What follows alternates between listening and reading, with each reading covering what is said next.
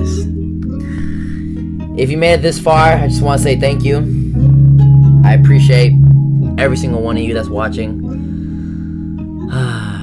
Right now, we are in our therapy sessions. You know, we had a little fun, but this is where things get a little more serious. I want to talk about the things that, aren't talked about. I don't know who's watching this behind the screen, but you never know. You never know what throughout this session it might help you. You know what I'm saying? You never know what kind of advice or what kind of motivation somebody needs, So hopefully throughout this session, you take away something today before you leave. I appreciate every one of you guys. I love you guys truly. Thank you for watching. But it's not over. Why am I acting like it's over? It's not over yet. So today's topic for today is how to get better at listening. And I am guilty culprit number 1. Literally. I am probably the worst listener. I think I probably get it from my grandpa. I get what is it called? Selective hearing. It's how I react or respond to things that my brain tells me to respond to. So if it's just some brain fog or some brain rot type question or whatever, it just passes me, right? I was a student growing up where you had to tell me 2-3 times for me to get something in my head. I think the best way to listen is to literally just listen. That's it. Like, don't react, don't add any advice, don't just sit there and listen. It's kind of just like sit there and shut up. It's as simple as it sounds. I know it's so hard to just interject and say what you gotta say and say what's on your mind and actually no, do this or say this or like just sit there and just okay. That's why you ever see people who are like, man, I love basketball. I love talking to a wall or something just inanimate, because at the end of the day, those things can't talk to you. They can't tell you, oh, you know what, you should do this actually, or you should do that. They just sit there as you just vent. Some people just want something to vent to. So whether it's during basketball, right, or if it's just talking to like a toy, whatever the case is, people just want to vent things out. That is people's best way of listening. If someone says, man, you're a good listener, you probably aren't even listening. Maybe you're just more quiet and allowing them to talk more. So I think that's honestly the best way to listen, or for someone to be like, you know what, he's a good listener, right? That's what I do with my dad. Sometimes he'll have like hard times, whether it's at work or whatever, or he has something to get off his chest, and I'll just sit there. Sometimes I have no idea what to say, so I'll just sit there like, damn. You kind of like add like little like side, what's it called? Like side commentary, like, okay, damn, for real? Aw, man. It helps out so much, because then it's kind of like checkpoints. Okay, this person's staying with the conversation. Okay. That's one good way, at least I've learned in my life, on how to be a better listener, is to listen without the intent of reacting. It's just to sit there and listen.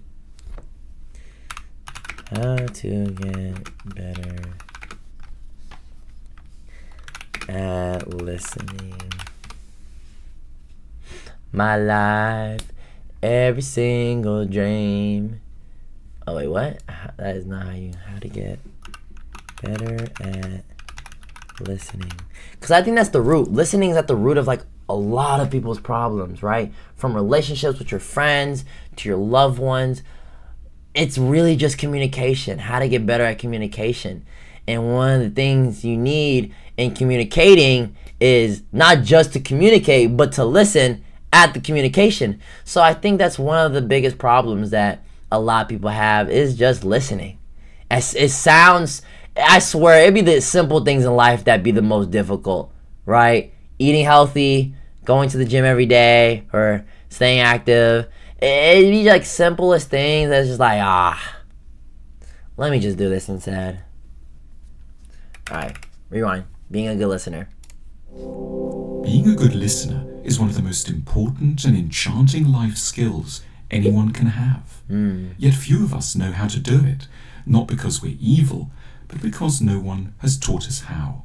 And, a related point, no one has listened to us. And it's so crazy. It's like, bruh, how...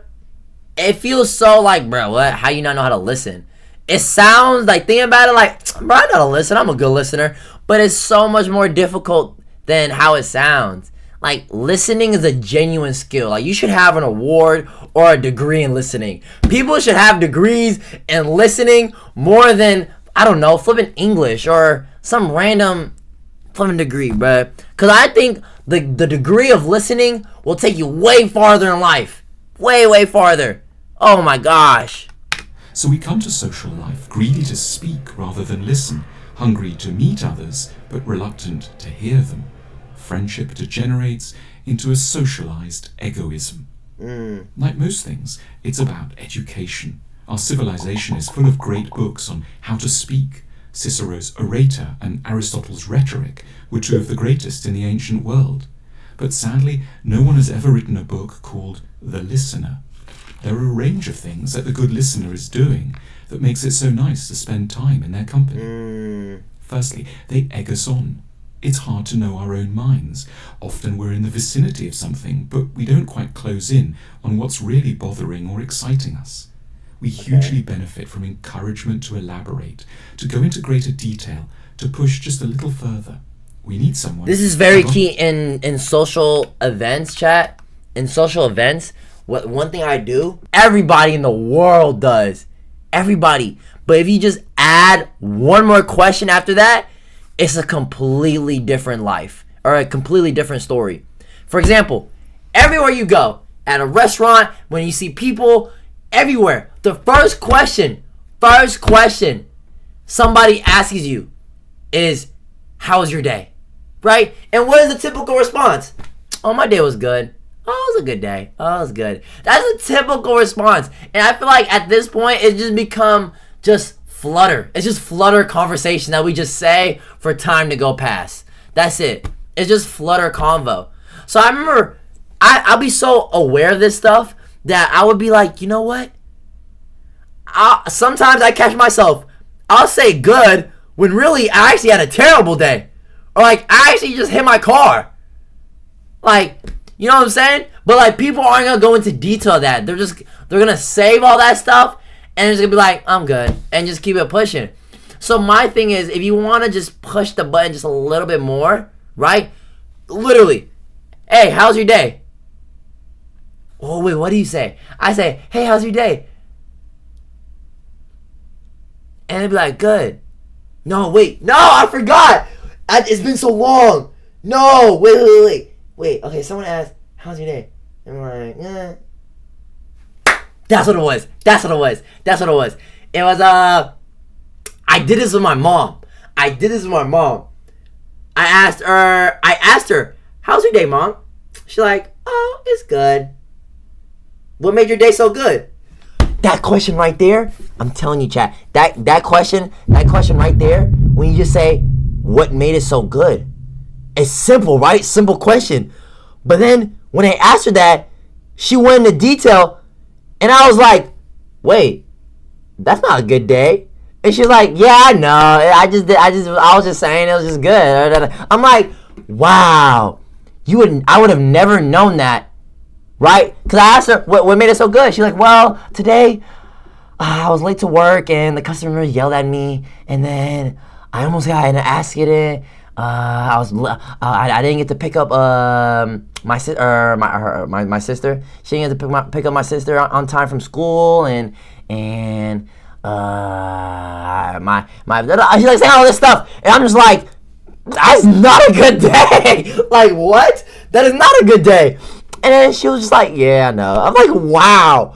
Literally adding one more question right after that really will just reveal somebody's actual day.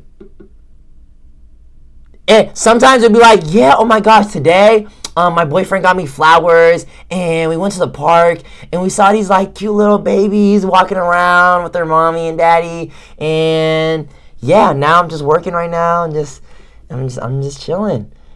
Literally, so much you would have grabbed just by asking one more question. A simple but so effective question that once I figured that out, I'm like, wow, we are such robots in life. We just walk around just saying, how's your day? I'm good.